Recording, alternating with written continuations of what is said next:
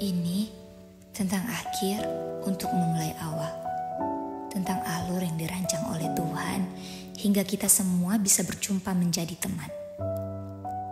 3 tahun silam, kita semua hanya orang asing, bertemu di tempat yang akhirnya mengukir proses hidup masing-masing. Waktu berjalan sangat cepat, hingga kita berada di bagian perpisahan.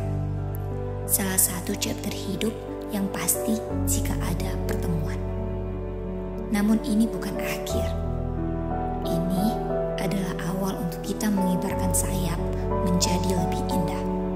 Berkelana di bumi, bersinar terang, dan membuktikan kepada mereka yang memandang sebelah mata bahwa impian itu tidak hanya di dalam fata morgana, tetapi mereka nyata.